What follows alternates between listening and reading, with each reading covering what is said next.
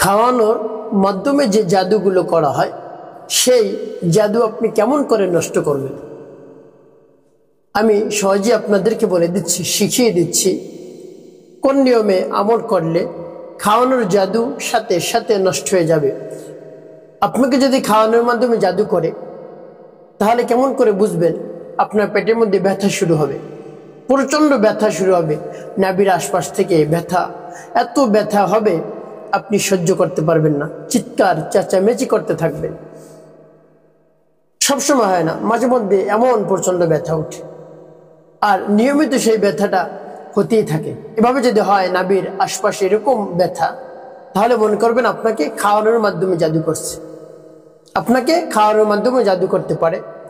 আপনার যিনি শত্রু, আপনাকে যে দেখতে পারে না, আপনার সাথে যে প্রতিহিংসা করে, হ্যাঁ, সে আপনাকে এই জাদু করতে পারে। কোনো একটি খাবার আপনার জন্য নিয়ে আসে, সেই খাবারটার মধ্যে জাদু রয়েছে, বা এমন একটি জিনিস সেই খাবারের সাথে মিশিয়ে দিয়েছে, কুফুরি করা পানি, সেই পানি পড়া খাবারের সাথে মিলিয়ে দিল, তাতেও কাজ হয়ে যাবে। তাতেও আপনার শরীরের মধ্যে জাদু প্রবেশ করবে, জাদুর অ্যাকশন শুরু হয়ে যাবে। সেই খাবার খেলেও, যে খাবারটি আপনি খাবেন সেই খাবারেই কালো জাদু বা কুফুরি কালাম করতে হবে সেটা না, অন্য যে কোনো একটি খাবার এই খাবারের সাথে মিলিয়ে যদি দেয় তাতেও কিন্তু কাজ হয়ে যাবে। প্রিয় ভাই বোনেরা, এজন্য খাওয়ানোর জাদু কেমন করে করছে বুঝবেন। পেটে যদি প্রচণ্ড ব্যথা উঠে, আবার কিছুক্ষণ পর ভালো, আবার ব্যথা উঠে, এভাবে যদি ব্যথা উঠতে থাকে তাহলে মনে করবেন অবশ্যই আপনাকে খাওয়ানোর জাদু করছে। আপনি যে দেখেন এরকম পেটে ব্যথা, তাহলে সময় নষ্ট না করে আপনি আমার দেখার নিয়ম অনুযায়ী আপনি সূরা 3টি পাঠ করে পানি পড়বেন। পানি পড়ে সেই পানি আপনি খাবেন। কোন কোন সূরা আপনি পাঠ করবেন আমি বলে দিচ্ছি প্রিয় ভাই বোনেরা। আর যদি সেই জাদু নষ্ট না করেন তাহলে কিন্তু পেটের মধ্যে আস্তে আস্তে আস্তে আস্তে অনেক সমস্যা শুরু হয়ে যেতে পারে, যে সমস্যার কারণে আপনি বড় দুর্ঘটনার সম্মুখীন হতে পারেন। এই জন্য যখনই দেখবেন জাদুটোনা করা হয়েছে তখনই সাথে সাথে নষ্ট করে ফেলুন। প্রিয় ভাই বোনেরা, যদি খাওয়ানোর মাধ্যমে জাদু করা হয় তাহলে আরো লক্ষণ রয়েছে বোঝার। সেটি হলো, আপনি যদি দেখেন আপনার পেট সবসময় ভরা থাকে, কোনো খাবার খেতে আপনার মনই চায় না, যত ভালো খাবার হোক না কেন আপনার মনই চায় না আপনি সেই খাবারটি খান। মনে হবে আপনার পেট ভরা ভরা, কিন্তু এভাবে না খাওয়ার কারণে আপনি দিন দিন শুকিয়ে যাচ্ছেন। খাওয়ানোর জাদু এই জন্যই বেশি পরিমাণ করে থাকে যে যখন খাওয়া বন্ধ হয়ে যাবে সে আস্তে আস্তে নিস্তেজ হয়ে যাবে, তাকে দেখতে ভালো লাগবে না, তার চেহারা ভালো, তাহলে এই জাদুটা করি তার চেহারা আস্তে আস্তে খারাপ হয়ে যাবে। যখন খাবার না খাবে তখন তার চেহারাটা এমনি নষ্ট হয়ে যাবে। এজন্য খাওয়ানোর মাধ্যমে জাদু করলে এভাবে পেট ভরা থাকে, পেটে প্রচণ্ড ব্যথা উঠে, আপনি সহ্যই করতে পারবেন না সেই পেটে ব্যথা। তারপরে কি সবসময় দেখবেন আপনার পেট ভরা, আপনি মনে করতে পারেন গ্যাস্ট্রিকের ব্যথা, না, দেখবেন গ্যাস্ট্রিকের ঔষধ খাইলেও কাজ হয় না। আপনি গ্যাস্ট্রিকের চিকিৎসা করেছেন, ডাক্তার দেখিয়েছেন গ্যাস্ট্রিক বিষয়ক, তো তারপরেও যত ঔষধ সেবন করছেন আপনি কাজ হচ্ছে না, তারপরেও আপনার সেই খাবারের রুচি আসছে না, রুচির অনেক ঔষধ খাচ্ছেন, রুচি আসছে না। আপনার সমস্যা তো অন্য জায়গায়, আপনি উল্টাপাল্টা ঔষধ সেবন করলে তো হবে না, আপনাকে কোরআনি চিকিৎসা করতে হবে। আমার দেখার নিয়মের যে পানি আপনি রেডি করবেন, তারপরে সেই পানি আপনি খাবেন, সেই পানি খেলেই জাদুটা নষ্ট হবে ইনশাল্লাহ, যদি আপনি পরিপূর্ণ বিশ্বাস এবং আস্থা নিয়ে আমলটি করতে পারেন। আর যদি আপনার মনের মধ্যে থাকে আমলটি করলাম আমি কি উপকার পাবো, অনেক দিনের আমার রোগ হয়েছে, আমি অনেক দিন খেতে পারি না, বা অনেক দিন হয়ে গেছে পেটে ব্যথা শুরু হয়েছে, এখন আমি কি করব, এই রোগ কি ভালো হবে, অনেক ডাক্তার দেখিয়েছে তাও ভালো হয় না, সামান্য এই আমলেই কাজ হবে, এরকম যদি আপনার মনের মধ্যে সন্দেহ থাকে তাহলে আপনি আমলটি করে উপকৃত হতেও পারেন, না হতে পারেন।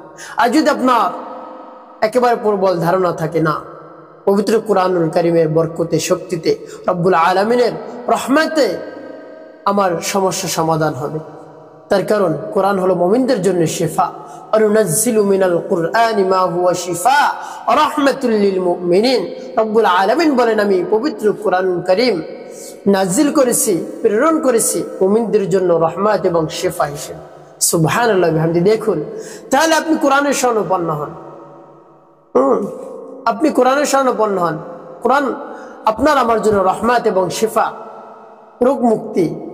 আপনি যদি ঠিকমতো ব্যবহার করতে পারেন, অবশ্যই আপনার রোগ থেকে রব্বুল আলামিন মুক্তি দান করবেন।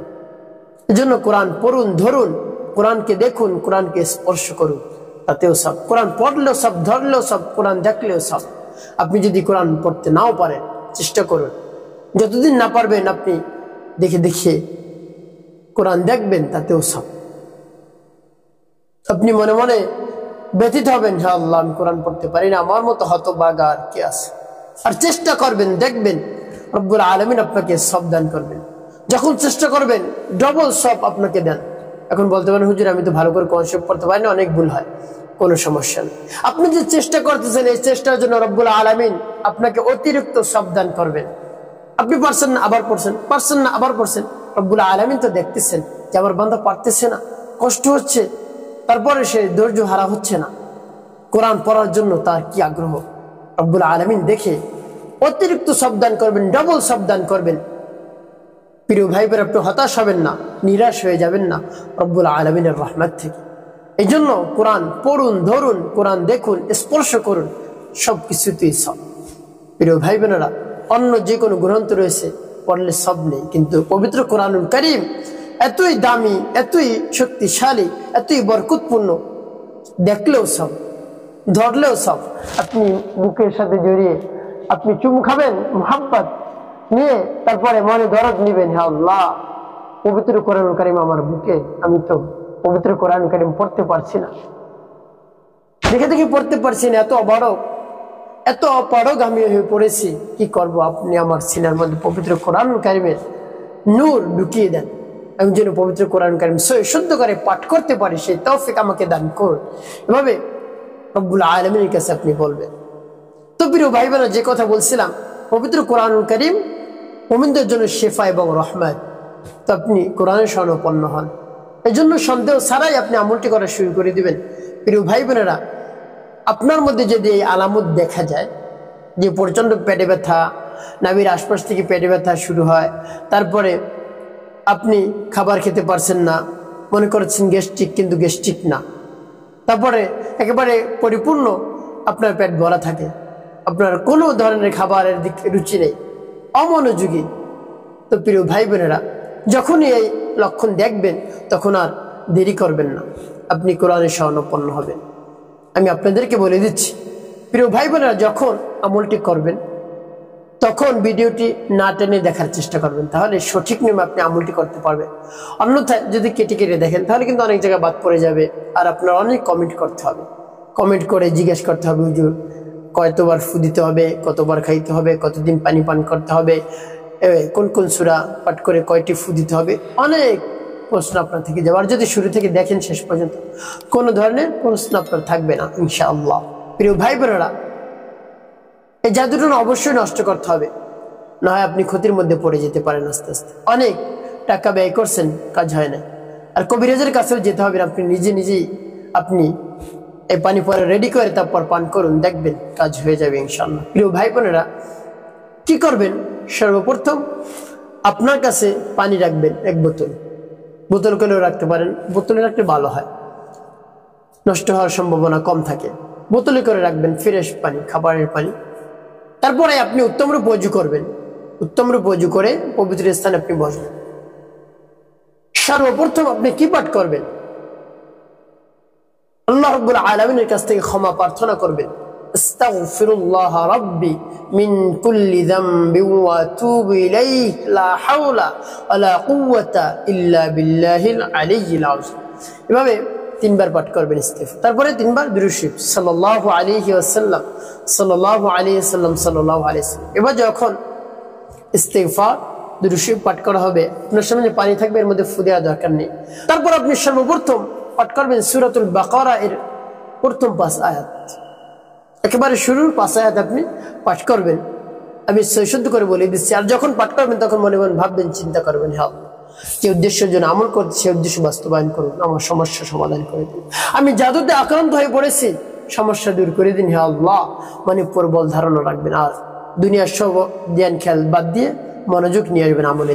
তারপরে আপনি সেই আয়াত পাঠ করবেন। একবার আপনি দেখে দেখেও পাঠ করতে পারেন। তারপরে কোন কোন সূরা পাঠ করবেন আমি বলে দিচ্ছি। প্রিয় ভাই বোনেরা, সর্বপ্রথম কি পাঠ করবেন? সূরাতুল বাকারার প্রথম 5 আয়াত, যেমন বিসমিল্লাহির রহমানির রহিম, আলিফ লাম মিম, যালিকাল কিতাবু লা রাইবা ফীহি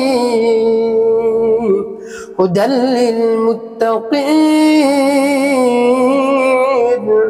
الذين يؤمنون بالغيب ويقيمون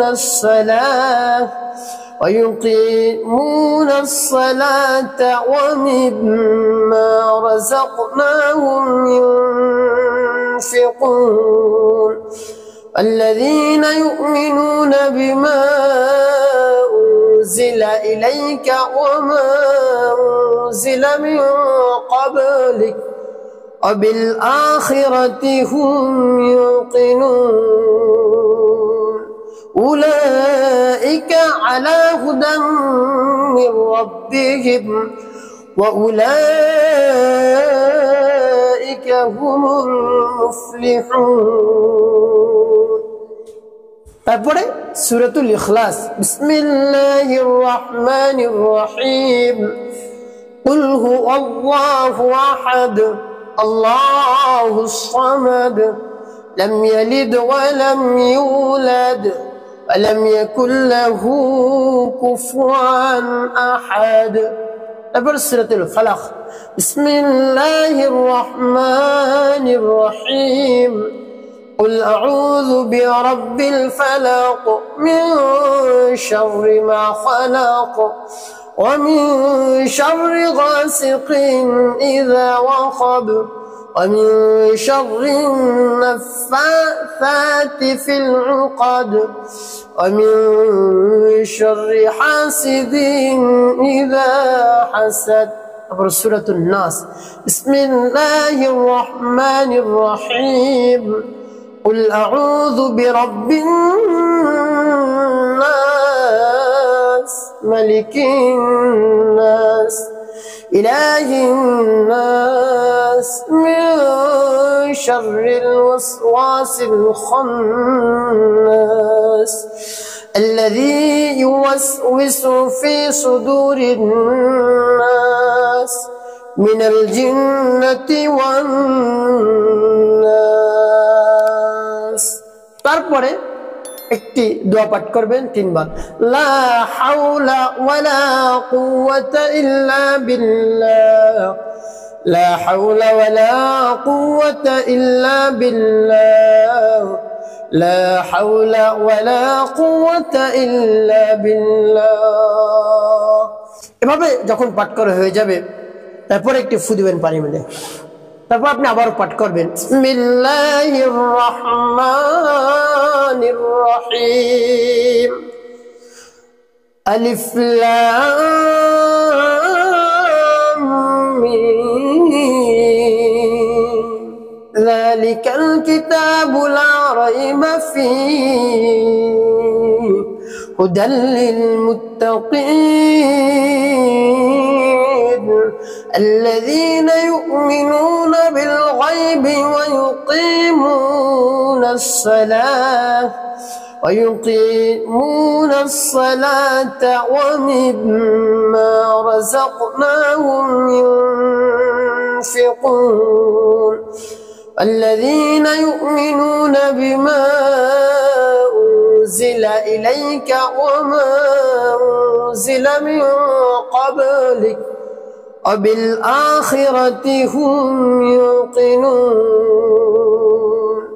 أولئك على هدى من ربهم وأولئك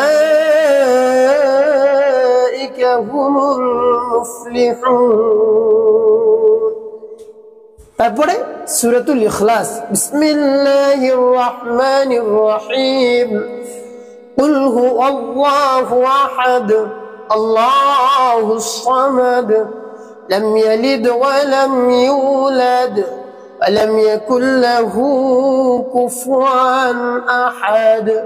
তারপর সূরাতুল ফালাক, বিসমিল্লাহির রহমানির রহিম, قل أعوذ برب الفلق من شر ما خلق ومن شر غاسق إذا وقب ومن شر النفاثات في العقد ومن شر حاسد إذا حسد. سورة الناس، بسم الله الرحمن الرحيم، قل أعوذ برب الناس ملك الناس إله الناس من شر الوسواس الخناس الذي يوسوس في صدور الناس من الجنة والناس. তারপরে একটি দোয়া পাঠ করবেন 3 বার, লা হাওলা ওয়ালা কুওয়াতা ইল্লা বিল্লাহ, লা হাওলা ওয়ালা কুওয়াতা ইল্লা বিল্লাহ, লা হাওলা ওয়ালা কুওয়াতা ইল্লা বিল্লাহ। পাঠ করার শেষে আবার একটু তারপর আপনি মনে দরদ নিয়ে আবারও পাঠ করবেন, বিসমিল্লাহির রহমানির রহিম, আলিফ লাম মিম,